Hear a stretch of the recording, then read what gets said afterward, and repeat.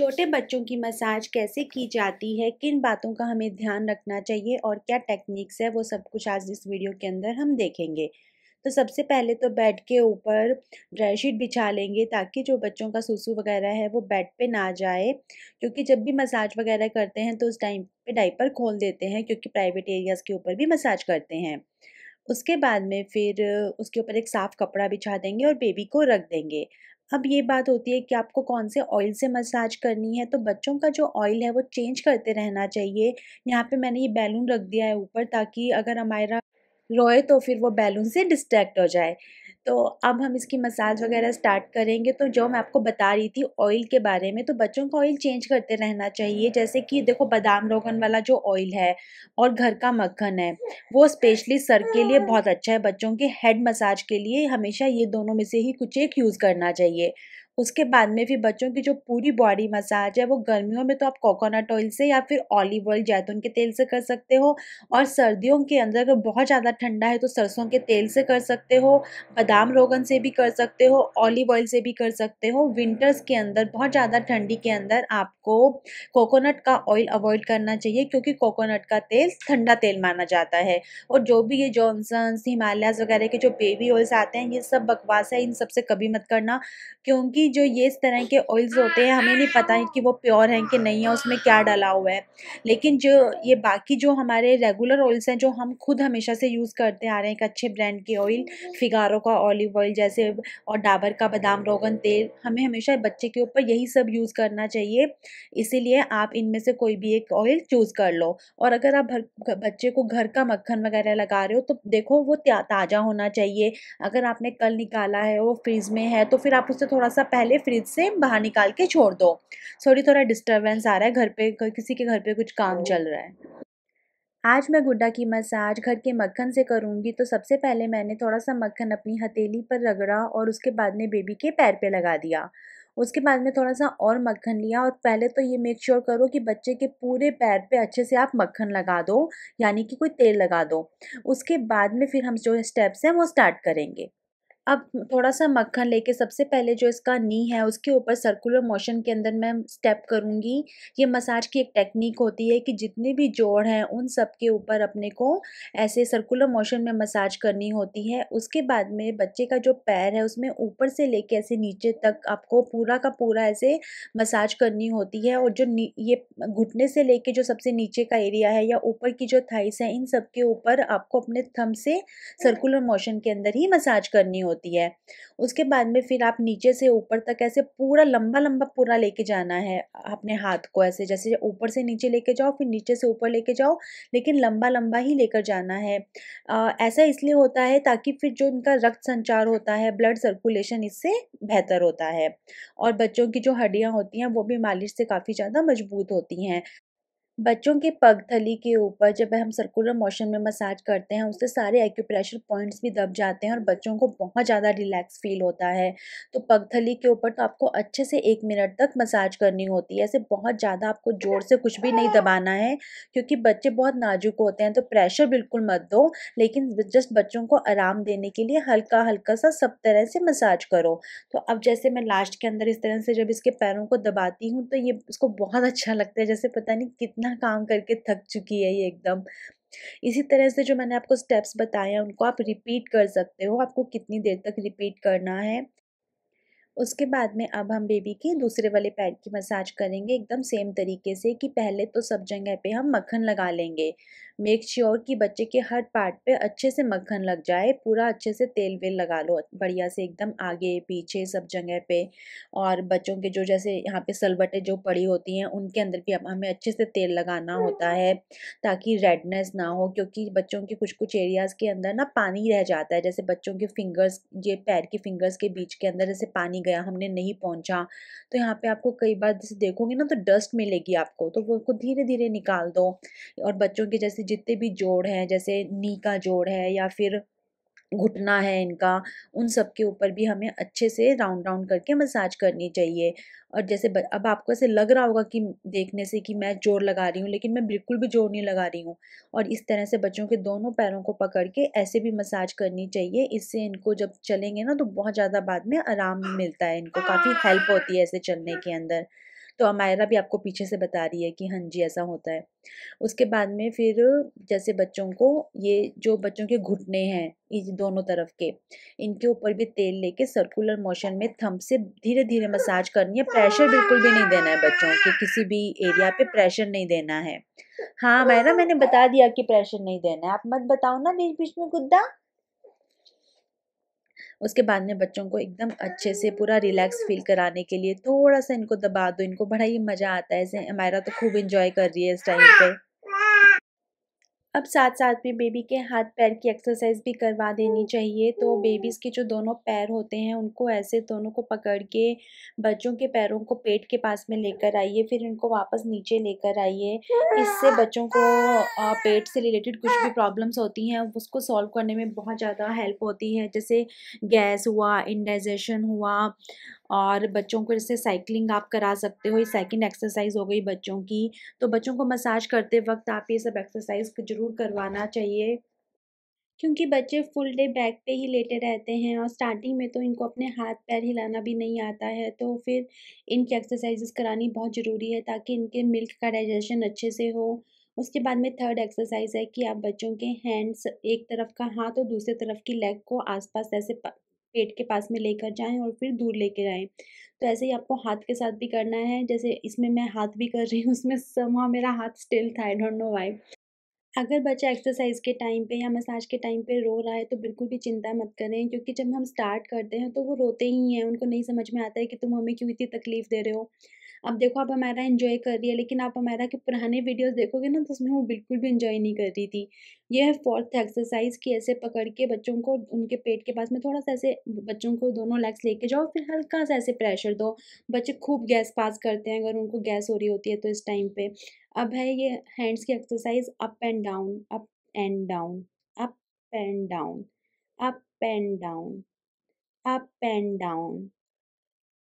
अब है ये open and close, open and close, open and close. बहुत ज़्यादा ज़रूरी है कि जब हम मसाज कर रहे हो तो हम साथ-साथ में बच्चों से बातें करते रहें, क्योंकि उससे क्या होता है बच्चे को अच्छा लगता है और बच्चा भी इंटरैक्ट करता है, एन्जॉय करता है। उसको बच्चों को बहुत समझ में आता है कि हम उनसे बात कर रहे हैं, हम मोबाइल के अंदर टाइम पास कर रहे हैं या फिर हम किसी और से बात कर रहे हैं।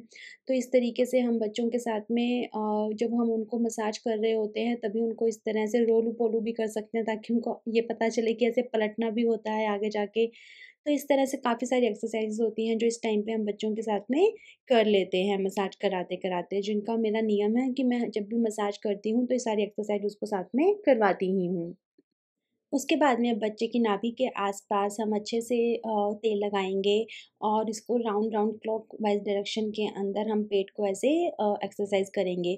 तो अब इसमें क्या होता है कि जैसे हम पेट की ये दोनों एक्सरसाइज़ करते हैं, एक तो राउंड राउंड वाली, एक ऐसे ऊपर से नीचे वाली। तो इसके अंदर जो पेट की मांसपेशियाँ हैं, वहाँ पे जैसे रक्त का संचार बहुत अच्छे से हो जाता है और इन स्टेप से गैस, इंडाइजेशन, कॉलिक इन सब की प्रॉब्लम जो है वो सॉल्व हो जाती है। और उसके बाद में बच्चे के पूरे पेट पे, चेस्ट पे, उसकी नेक पे, हर तरफ पे अच्छे से ऑयल लगाने के बाद में पूरा मसाज करना होता है। ऐसे सर्कुलर मोशंस के अंदर मसाज होती है। बच्चों को मसाज करते वक़्त हमेशा ध्यान रखिए कि कुछ स्टेप्स फ़ॉलो होते हैं। थंब से या फिंगर से मसाज किया जाता है। हथेली से ज़ोर-ज़ोर से बच्चों को बिल्कुल भी मत रगड़ना और प्रेशर तो आपको बिल्कुल भी नहीं देना है। अब बच्चों की जो नेक है, उसके नीचे का चिन के नीचे की जो उनकी गर्दन है, वो हमेशा जुड़ी रहती है अगर आप देखो। तो वहाँ पे ऑयलिंग भी अच्छे से करना बहुत ज़्यादा ज़रूरी है क्योंकि अदरवाइज़ वहाँ पे क्या होता है दूध गिरता है, पसीना-सा आता है, इनको पानी गिर जाता है। कुछ ना कुछ इनके वहाँ पे जैसे अगर आपने अच्छे से नहीं भी पोंछा है वहाँ पे, तो वहाँ पे फिर क्या है इनका रेडनेस हो जाती है और लाल हो जाता है या फिर हम हमारी भाषा में बोलते हैं कि लग जाती है वो जगह। तो इसी तरीके से जब आप हाथ की मसाज करना स्टार्ट करते हो, तो भी आपको ध्यान रखना है कि बच्चे की जो बगल है, बगल मतलब इसके अंदर का जगह है, वहाँ पे आपको अच्छे से करना है, ठीक है? उसके बाद में फिर बच्चे के दोनों हाथों के ऊपर आपको अच्छे से तेल लगाना है और सर्कुलर मोशंस के अंदर मसाज करनी है बच्चों के सारे एरियाज़ में जैसे कि मैं आपको दिखा रही हूँ। फिर चाहे वो उनकी कोहनी हो, चाहे उनका आर्म हो, सब जगह पे ऐसे अपने थंब से एकदम धीरे-धीरे सर्कुलर मोशन के अंदर मसाज करनी है। उनके पाम पे, उनके जितने भी जोड़ हैं उन सब पे। इससे जो है इनके जो मसल्स हैं वो काफ़ी स्ट्रॉन्ग होते हैं और बच्चों के हाथ के अंदर भी, पाम के अंदर भी एक्यूप्रेशर पॉइंट्स होते हैं, तो इसलिए बच्चों की फिंगर्स को भी अच्छे से थोड़ा प्रेस करना है। बच्चों की फिंगर्स के बीच में भी अगर आप देखोगे ना मैल जमी होती है, तो उसको भी आपको क्लीन करना है। और बच्चों के दोनों हाथों पे इसी तरीके से अच्छे से तेल लगा के बढ़िया से मसाज करना है। सर्कुलर मोशन के मूवमेंट्स करने हैं आपको, ऊपर से नीचे के पूरे लंबे-लंबे मूवमेंट्स करने हैं आपको।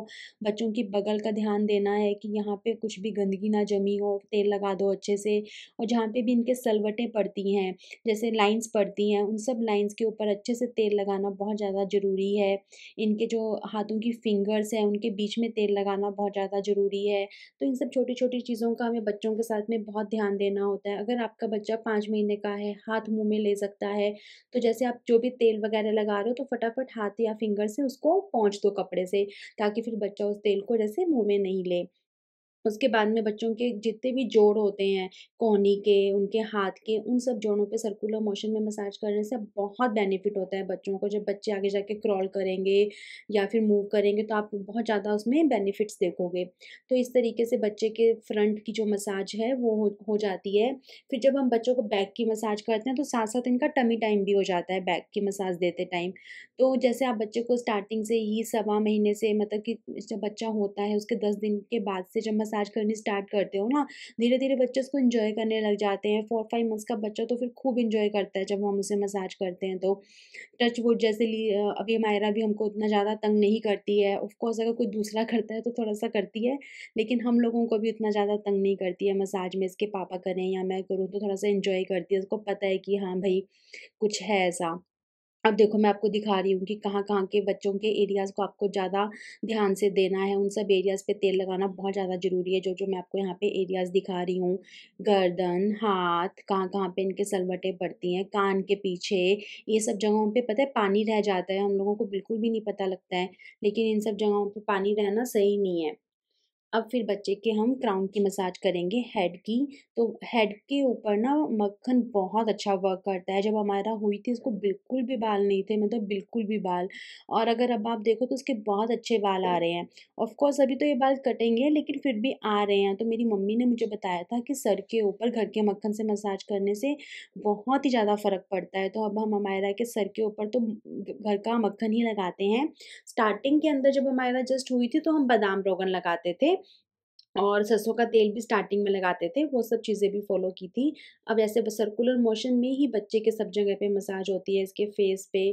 तो फेस पे तो मसाज कराना बहुत ज़्यादा कोई पसंद नहीं है मायरा को, कान के पीछे, नोज़ की शेप देना ज़रूरी है, ठीक है? अब जैसे एकदम आँखों के ऊपर मत करो अभी, कि आँखों के अंदर कहीं तेल-वेल ना चला जाए बच्चे के, तो आँखों का वाला पूरा एरिया छोड़ के बाकी सब जगह पे अच्छे से कर दो।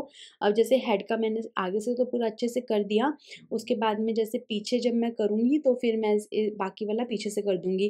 तो इस टाइम पे मैं हमारे से थोड़ी-सी बात-वात कर रही हूँ, तो उसको थोड़ा-सा अच्छा लग रहा है कि हाँ, वरना फिर वो ऐसे कराती नहीं है, मुँह पे ऐसे रोने लग जाती है अगर उसको बात-वात नहीं करो तो। तो अब जैसे मैं हमायरा को पीछे कर दूँगी, अब इसकी बैक का मसाज करेंगे।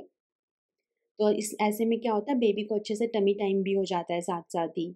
तो वैसे ही थोड़ा-सा मक्खन लेंगे और बच्चे के हेड के ऊपर लगाएँगे। बच्चे को ठंडक भी मिलती है, जैसे गर्मी का मौसम है तो बहुत ज़्यादा से ठंडक सी मिल जाती है। और इससे क्या होता है, हेड का सर्कुलेशन बहुत अच्छा होता है ब्लड का। और जैसे ये बच्चे का पीछे जो गर्दन का एरिया है, ये भी यहाँ पे पानी-वानी जमा होने से कई बच्चों के रेड हो जाता है। अब बच्चों के बैक की मसाज बहुत अच्छे से करनी चाहिए, ऐसे फ्रंट से नीचे, मतलब सॉरी, ऊपर से नीचे इस तरह से अच्छे से मसाज करनी चाहिए बच्चों के बैक पे, क्योंकि बैक ही सब कुछ करती है, बेचारे बैक पे ही तो सारा दिन पड़े रहते हैं। और इसी तरह से अब बच्चों के पीछे जो थाइस वाइस हैं, इन सब का भी मसाज, पैरों का जो आगे से नहीं हो पाया वो पीछे से जैसे करते हैं। उसके अलावा जैसे थोड़ा बहुत पैर-वैर जैसे मैं दबा देती हूँ, है ना? मतलब ताकि इसको अच्छा लगे, रिलैक्स लगे, इसको मैडम को अच्छा भी लगता है पैर-वैर दबाने से। उसके बाद में बच्चों के प्राइवेट एरिया के ऊपर भी तेल लगाया जाता है, मक्खन-वक्खन नहीं लगाया जाता है वहाँ पे, तेल लगाया जाता है प्राइवेट एरियाज़ पे अच्छे से। चाहे वो पॉटी वाली जगह हो, चाहे वो सूसू वाली जगह हो, तेल लगाने में कोई भी हर्ज नहीं है और आपको लगाना ही चाहिए। इवन कि जहाँ पे डायपर्स के, जहाँ पे प्लास्टिक भिड़ते हैं, उन सब एरियाज़ के ऊपर भी आपको तेल लगाना चाहिए।